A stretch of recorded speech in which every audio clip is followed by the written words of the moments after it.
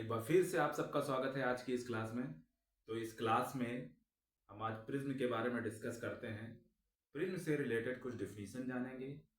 इसके अलावा प्रिज्म जिस मटेरियल का बना होता है उसका रिफ्रैक्टिव इंडेक्स फाइंड आउट करेंगे। रिफ्रैक्टिव इंडेक्स फाइंड आउट करने का formula n is equal to sine a plus delta m upon 2 और साइन a बाई 2 रेशियो। तो इसमें a को प्रिज्म एंगल बोलते हैं और डेल्टा m को मिनिमम डेविएशन बोलते हैं। इस फार्मूले को यहां पर ड्राइव करेंगे। थिन प्रिज्म की अगर बात करें तो उसके लिए मिनिमम डेविएशन का फार्मूला क्या होता है ये भी यहां पर फाइंड आउट करेंगे। तो आइए प्रिज्म से रिलेटेड एक डिफिनीशन भी सुन लेते हैं यहां पर। A prism is a homogeneous transparent medium bounded by two plane surfaces inclined with each other at an angle. ठीक है, प्रिज्म एक ऐसा समान पारदर्शी माध्यम है जिसमें दो प्लेन सरफेसेस किसी कोण पर झुके हुए होते हैं। अब इस डायग्राम को थोड़ा सा देखते हैं। इस डायग्राम में देखिए तो A B E D, A B E D ये एक पहली सरफेस है और ए सी एफ डी ये दूसरी सरफेस है। इन्हीं दो सरफेसेस को हम लोग रिफ्रैक्टिंग सरफेस बोलते हैं। Refracting surface.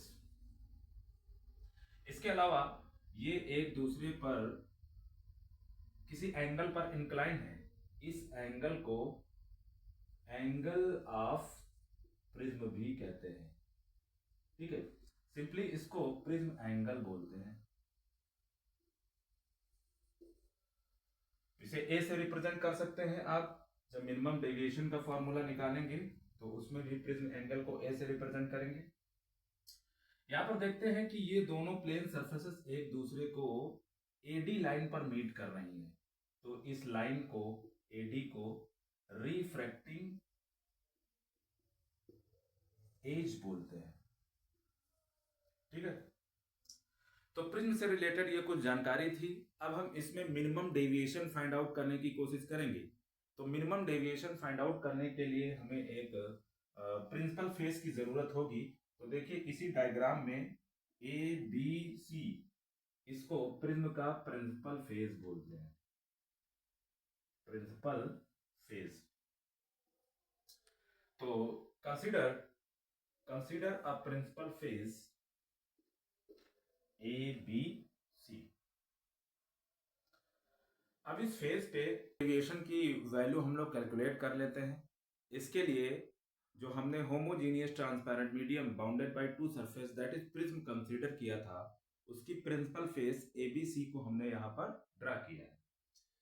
तो एबीसी में एबी और एसी दो परावर्तक पृष्ठ हैं या रिफ्रैक्टिंग सरफेस है, जिसमें से पहली साइड AB पर एक मोनोक्रोमेटिक लाइट रे इंसिडेंट करवाते हैं।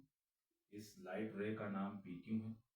अब PQ जिस पॉइंट पर इंसिडेंट होगी वहां पर एक नॉर्मल ड्रा कर लेते हैं इस तरह से, और ये लाइट रे रिफ्रैक्ट होकर के बेस के पैरेलल हो जाएगी। प्रिज्म का रूल होता है कि प्रिज्म से जब भी कोई लाइट रे पास होती है तो प्रिज्म उस लाइट रे को अपने बेस के पैरेलल कर देता है। तो इस तरह से ये नॉर्मल है और ये इंसिडेंट रे है।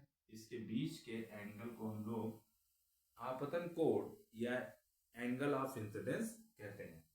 और यहाँ पर ये जो एंगल सबटेंड हो रहा है रिफ्रैक्टेड रे और नॉर्मल के बीच में, इसे एंगल ऑफ रिफ्रैक्शन कहते हैं। आफ्टर दैट यहाँ पर देखिए दूसरी सरफेस ये रिफ्रैक्ट हो जाएगी और रिफ्रैक्ट होकर के RS डायरेक्शन में निकल जाएगी। एक दूसरे नॉर्मल की जरूरत पड़ेगी जो कि हम लोग इस तरह से ड्रा कर लेते हैं। तो ये नॉर्मल है और ये रिफ्रैक्टेड रे है। इसके बीच के एंगल को एंगल ऑफ रिफ्रैक्शन बोलना चाहिए और R से रिप्रेजेंट करना चाहिए। बट यहाँ पर देखिए एक ही ट्रायंगल में जब एंगल हम लोग लेते हैं तो इसको R डैश मान लेते हैं। इवन कि यहाँ पर R डैश भी एंगल ऑफ इंसिडेंस है और एंगल ऑफ रिफ्रैक्शन है, इसलिए इसको I डैश मान लेते हैं। तो ये एक दूसरे को इस पॉइंट पर इंटरसेक्ट कर रहे हैं। ये जो नॉर्मल हमने ड्रा किए हैं ये ई पॉइंट पे इंटरसेक्ट कर रहे हैं। यहां पर एक एंगल का फॉर्मेशन करेंगे। फिर से यहां पर देखते हैं कि जो लाइट रे इंसिडेंट हुई थी इसको थोड़ा सा आगे बढ़ा देते हैं और रिफ्रैक्टेड रे RS को इस तरह से पीछे बढ़ा देते हैं। तो ये एक दूसरे को एक अदर पॉइंट D पर इंटरसेक्ट कर रहे हैं और यहाँ पर जो एंगल फॉर्म होता है इसे ही एंगल ऑफ डेविएशन बोलते हैं। इसकी वैल्यू हमें कैलकुलेट करनी है। थोड़ा सा यहाँ पर ये भी जान लेंगे कि किसी भी ट्रायंगल में जब एक साइड को आगे बढ़ा देते हैं तो एक एंगल का फॉर्मेशन होता है जिसको हम लोग बोलते हैं एक्सटीरियर एंगल या बहिष्कोण बोलते हैं। इसकी जो वैल्यू होती है वो इन दोनों एंगल के सम के इक्वल होती है।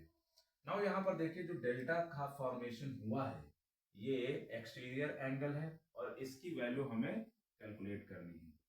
तो उस हिसाब से देखा जाए तो डेल्टा की जो वैल्यू होगी D Q R, that is angle D Q R और plus angle D R Q, इन दोनों एंगल के सम के इक्वल होगी। अब यहां पर एक चीज और बताना चाहेंगे हम आपको कि इस तरह से जब दो लाइंस एक दूसरे को इंटरसेक्ट करती हैं तो ये एंगल आपस में क्या होते हैं, इक्वल होते हैं।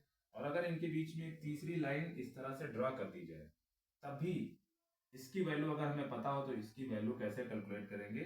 सपोज दैट कि ये x है और ये y है और ये z है, तो z की जो वैल्यू होगी वो x माइनस वाई होगी।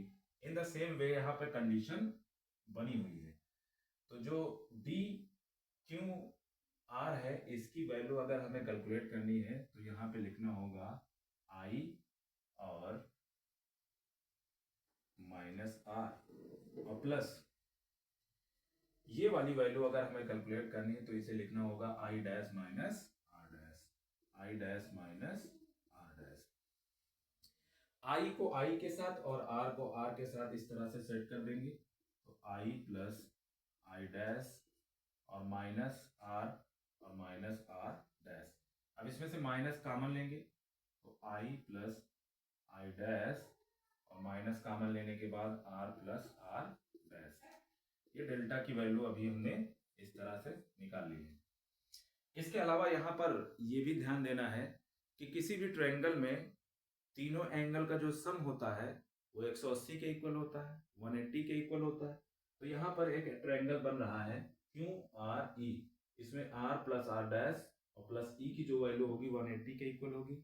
नाउ यहाँ पर देखेंगे इन ट्रायंगल क्यू आर ई,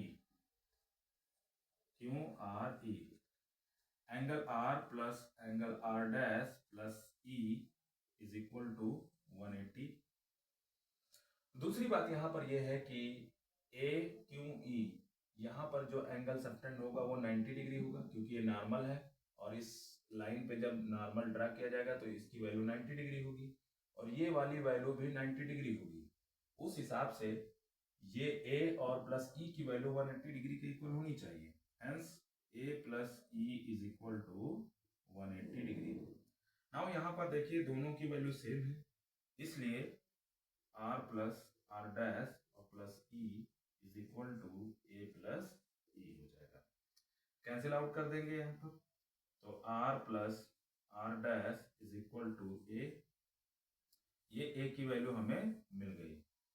तो इसकी वैल्यू को हम लोग यहाँ पर सीधे सेट कर देंगे इस वाले इक्वेशन में। तो डेल्टा की वैल्यू मिलेगी हमें delta is equal to I plus I dash और माइनस ए। इस जगह पे हम लोग ए की वैल्यू सब्स्टिट्यूट कर देंगे और कैलकुलेट करना होगा मिनिमम डेविएशन क्या होता है।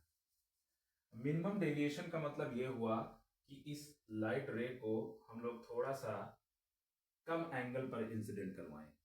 मतलब इसका ये हुआ कि अगर आई को हम लोग आई डैश के इक्वल कर दें और आर को आर डैश के इक्वल कर दें, ठीक है। एंगल ऑफ इंसिडेंट जब बहुत छोटा होगा तो एंगल ऑफ रिफ्रैक्शन भी क्या हो जाएगा, छोटा हो जाएगा। इस वजह से आई को आई डैश और आर को आर डैश मानेंगे। इस कंडीशन में, इस सिचुएशन में डेल्टा की जो वैल्यू हो जाएगी वो डेल्टा एम के इक्वल हो जाएगी और इसी को मिनिमम डेविएशन बोलते हैं। और मिनिमम डेविएशन की कंडीशन में यहाँ पर देखेंगे कि from equation first we have delta अब डेल्टा को हम लोग डेल्टा एम में कन्वर्ट कर देंगे और आई प्लस आई कर देंगे, क्योंकि आई डैश के इक्वल हो गया है, और माइनस ए की जो वैल्यू थी उसको ए ही बनाए रखेंगे। अब यहाँ पर देखिए कि delta M is equal to 2i minus A. अब ए माइनस साइन के साथ है इसलिए इसको ट्रांसफर करेंगे और लिखेंगे 2i is equal to delta M plus A. यहाँ से i की वैल्यू हो जाएगी delta M plus A upon 2। ये i की वैल्यू हमें मिल गई। इन द सेम वे अगर a की वैल्यू कैलकुलेट करना चाहें तो यहाँ पर a की जो वैल्यू होगी r प्लस r हो जाएगी, क्योंकि r भी r डैश के इक्वल है, इस वजह से a की value r plus r dash है और इसमें r डैश को रिप्लेस करेंगे तो a की वैल्यू r प्लस r हो जाएगी। ऐड करेंगे यहाँ पर तो r r में जुड़ जाएगा और 2r is equal to a के इक्वल हो जाएगा, r is equal to a by 2 के इक्वल हो जाएगा। अब जहां पर रिफ्रैक्शन होता है तो स्नेल्स लॉ जरूर अप्लाई होता है, तो यहां पर applying Snell's law we have n is equal to sine i upon sine r। तो यहां पर देखिए रिफ्रैक्शन हो रहा है तो इस पर हम स्नेल्स लॉ अप्लाई करेंगे और i और r की वैल्यू भी सब्स्टिट्यूट करेंगे। i की वैल्यू हमने पहले से फाइंड आउट कर रखी है delta m plus A upon 2 और r की वैल्यू यहाँ पर हमने a बाई 2 सब्स्टिट्यूट कर रखा है। अब यहाँ पर वैल्यू को जब पुट करेंगे तो साइन i की वैल्यू है a plus delta m upon 2 और r की वैल्यू है sine a by 2। n is equal to जो फार्मूला निकल कर आया है इसी को प्रिज्म के रिफ्रैक्टिव इंडेक्स का फार्मूला कहते हैं। मतलब ग्लास का अगर प्रिज्म है तो उस ग्लास का रिफ्रैक्टिव इंडेक्स कैलकुलेट करने के लिए n is equal to sine a plus delta